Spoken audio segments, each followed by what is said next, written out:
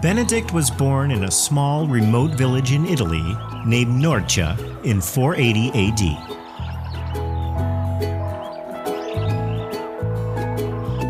He was born in a wealthy family, and he had a twin sister named Scholastica.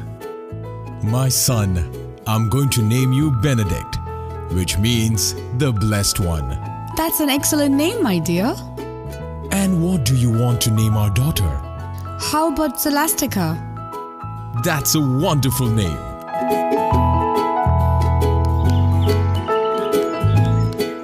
Benedict attended his primary school in Nursia along with his sister.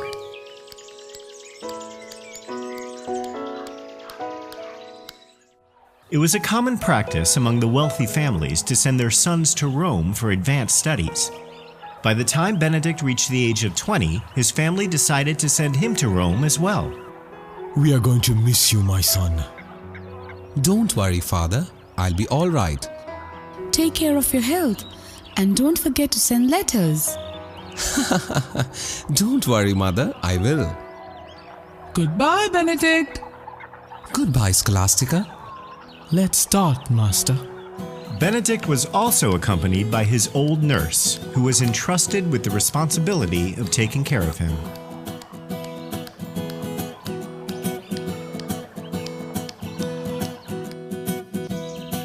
Benedict started his classes at a prestigious university in Rome, and he began to broaden his knowledge by studying the great works of humanity. He studied philosophy, history, and literature. He believed that education would lead his mind and body to God.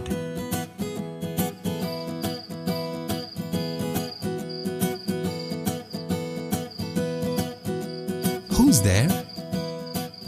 Hey there. Hello. Why are you here at this time of the night? Hey, Benedict. Do you want to come with us to a party? What? No. I have much to study. Look at you. You should be enjoying your life, my friend. Come with us. Yes, come with us. There will be many girls there. It's going to be fun. No, I'd rather stay here and study. What are you doing there? Aren't you coming to the party? Oh, it's already late. Come, let's go. You were such a fool to waste your time. Benedict was sad to see that his friends were leading a wayward life. Wine, loose women, and prude behavior were all they were interested in. God, please help me. Give me strength to never go astray.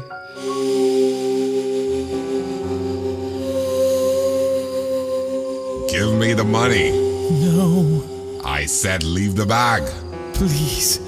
That's all I have. You stupid old fool. How dare you? Ah! Hey, stop! Huh? Stop, you thief! Help! Help me! Huh? Hey, sir. Please help me! Don't worry, sir. It's going to be all right.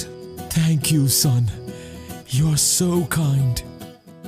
Benedict was unhappy with what was going on around him. He did not want to make the same mistakes that everyone did. He then arrived at a decision. The next day, Benedict quit his studies and packed his bags to leave the city. He took his old nurse with him and headed for the mountains. According to Pope Gregory's account, giving over his books and forsaking his father's house and wealth,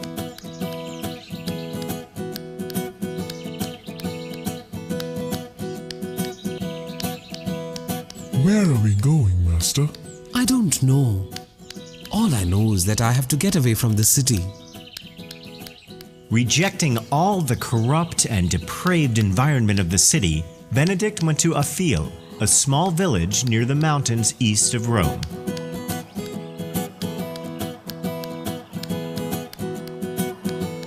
Benedict reached the Church of St. Peter, and he then explained the reasons for leaving the city to the priests there.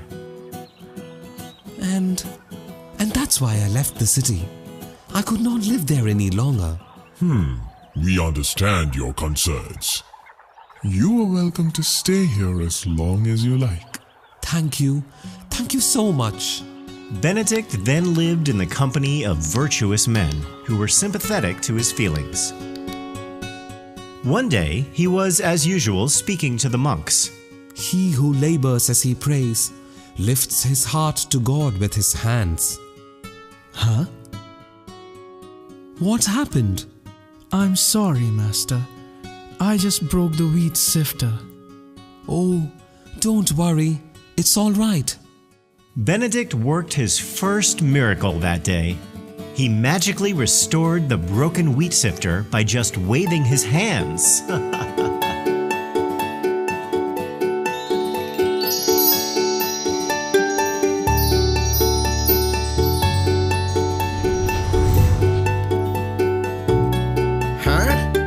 It's a miracle. Master, how did you do that? Yes, that man must be a divine person. The news of the miracle spread fast, and soon many people came to see Benedict.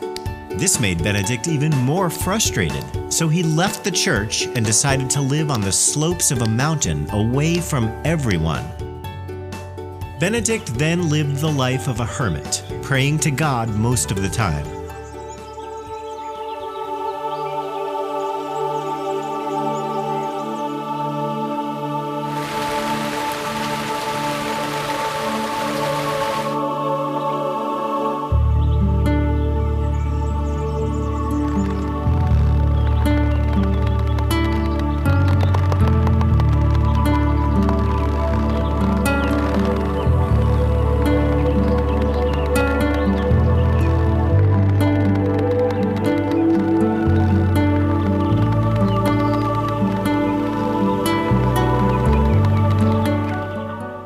One day, when he came to the river nearby, some shepherds caught sight of him.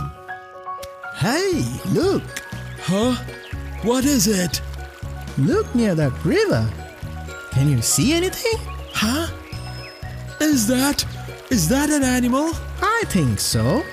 Come, let's go and take a closer look. Let's go. The shepherds mistook Benedict for an animal, as he was all dressed up in animal skins. What? It's a man. Huh? Hey, you. Huh? Who are you? And what are you doing in the mountains? Hello, my name is Benedict. Benedict then explained why he was living in the mountains to them. When the shepherds realized that he was a servant of God, they started respecting him. They visited him often, bringing their friends and family along to hear him speak. All of them were quite moved with the words of Benedict, and many of them converted to Christianity. One day, it so happened that a priest was preparing his dinner on an Easter Sunday when he suddenly heard a divine voice. You are preparing yourself a banquet, while my servant Benedict at Sublacum is dressed with hunger. Huh? Was that a vision? The kind priest immediately set off searching for Benedict. Hello, is anyone here? The priest searched for Benedict everywhere. He searched near the river, in the nearby villages. And finally, the priest found Benedict outside his cave. Benedict was surprised to see a man come searching for him. Before they entered a conversation, Benedict requested him to join him in his prayer. And after praying together, they chatted for some time, and Benedict ate the food that the priest brought for him.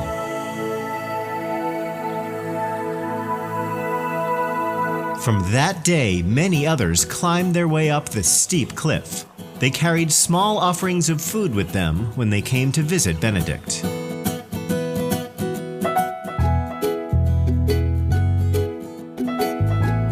Saint Benedict had to struggle with temptations of the flesh and the devil. One of these struggles is described by Saint Gregory. On a certain day when he was alone, the tempter presented himself. A small dark bird, commonly called a blackbird, began to fly around his face and came so near to him that if he had wished, he could have seized it with his hand. Benedict realized that this was the devil in disguised form. But on making the sign of the cross, the bird flew away. Then followed a violent temptation of the flesh, such as he had never before experienced.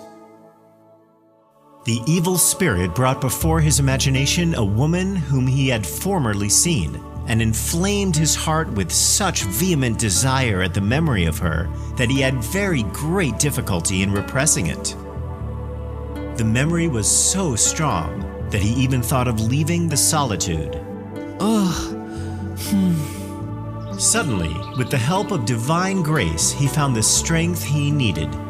When he looked around, he saw a thick growth of briars and nettles. He stripped off his habit and jumped himself into the midst of them. He plunged and tossed around the thorns, badly tearing his skin. His whole body was wounded, and blood was dripping all over.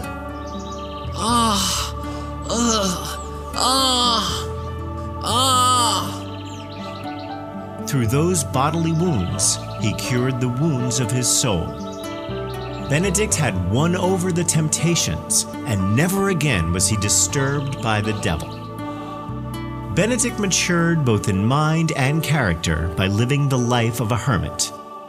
His life of discipline and solitude also won him respect among the local Christians. One day, a few monks from the nearby monastery came to visit him. The abbot of the monastery had died recently, and they were here to invite him to be their new abbot. Good morning, Master. Good morning, son. Why are you here? Master, you must have heard about the death of our abbot Vikovaro. Yes, I did. He was such a good man. Master, we came here to ask if you would be willing to become our new abbot. Yes, Master. It would be our pleasure to serve under you. But Benedict knew too well about the lack of discipline in the monastery. No, I can't do that. But Master, we could learn from you so much. Look, my son, I'm happy that you considered me. But I just can't accept the post. My way of life and yours is completely different. There is no way that we can get along together. Master, you don't have to worry about that. We are willing to change our ways if you become our abbot. And after a lot of compulsion, Benedict finally agreed to accept the post. Benedict took charge as the abbot of the monastery and started imposing his strict discipline on the monks. Brothers, let us fast today. Let us not eat anything. Come with me to the prayer hall. How dare he! The monks soon got frustrated with the new rules of the monastery. I knew this was a bad idea from the beginning. Why did we have to bring that savage to the monastery? We had such a good life here. And now, What does he think of himself? We must get rid of him quickly. Hey, I have an idea. What? What is it? The monks got tired of the strict rules of Benedict, so they decided to poison him. Please drink this, Master. Thank you, brother. Benedict didn't realize that his drink was poisoned, so he took the glass and, as usual, closed his eyes for praying.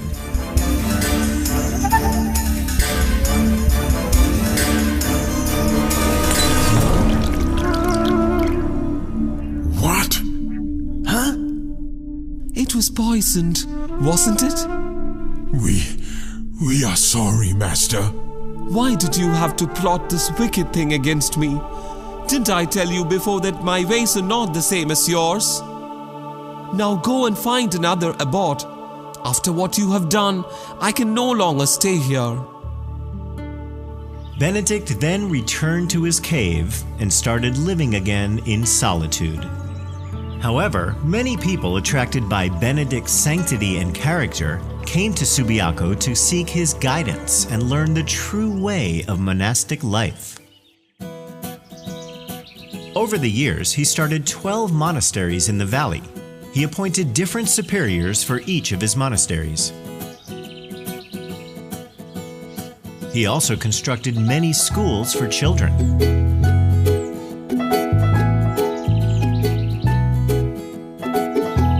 When Benedict started the 13th monastery, he started living there and took charge as the abbot of all 13 monasteries. Benedict's fame spread rapidly. People came all the way down from Rome to visit him.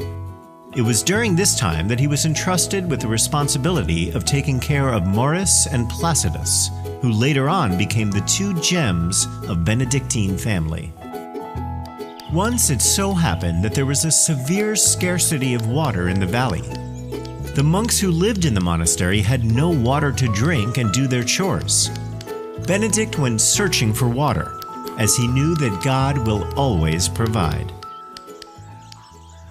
Now climb that rock and you'll find water on the other side. Huh? Are you sure, Master? Do you doubt me? I'm sorry. I will go and see, Master.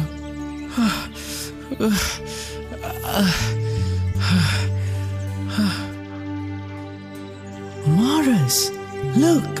Huh? It's a miracle!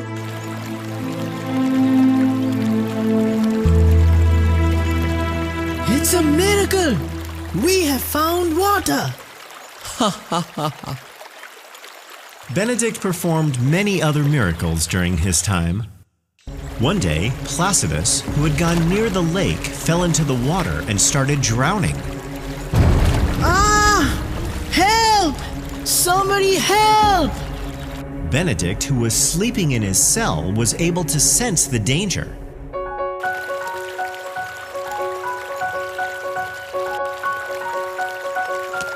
He ran to meet Maurice and asked him to go and help Placidus. But Master, even if it's true, how will I save him? I don't know how to swim. Don't worry about that. You will be able to walk on water. Now hurry. Go now. I'm going, Master.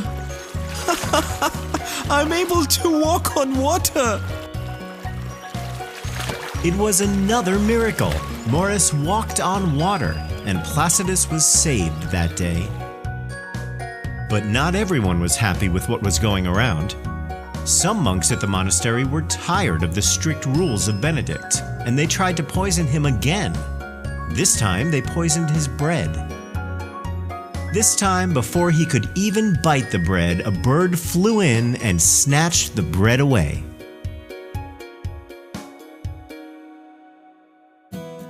Benedict performed many miracles in his lifetime, including raising a boy who was dead. It so happened that there was an accident while they were constructing a wall. A little boy was crushed to death during the accident. But Benedict raised him from the dead, healing his utterly destroyed body. The boy was completely healed, and he started helping at the site immediately.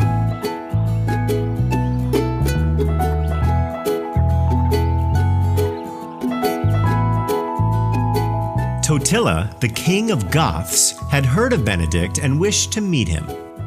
But before seeing him in person, he wanted to test Benedict to see if he really had miraculous powers. One day, he asked his guard to dress in his usual attire and sent him with 3 escorts to visit Benedict. But Benedict was not fooled. My son, take off what you're wearing. It does not belong to you. Huh? But how did you know? The guard was dumbfounded by Benedict's wisdom, and he hurried back to his king to report the news. Totila himself visited Benedict, and he was so inspired that he knelt before him in awe. Benedict warned Totila that he had done much evil, and he should change his ways to at least end his life in honor. He foretold that Totila would enter Rome, cross the sea, and would go on to reign for 9 years, after which he will die. It happened exactly as Benedict had foretold. Totila did go to Rome and then later sailed to Sicily. In 10 years, he lost his crown, and like Benedict predicted, he died. Benedict spent the final years of his life seeking to realize the ideal of monasticism in a communal setting. In order to create unity and formalize the discipline, he drew up his famous rule. According to the tradition, Saint Benedict died on March 21st, 547. He foresaw his coming death, and he informed his close and faraway disciples that his death was near. 6 days before dying, he had the grave which he was supposed to share with his deceased sister, Saint Scholastica, opened. He asked the monks to take him to the oratory, where, after taking his last Holy Communion, he died supported by the monks.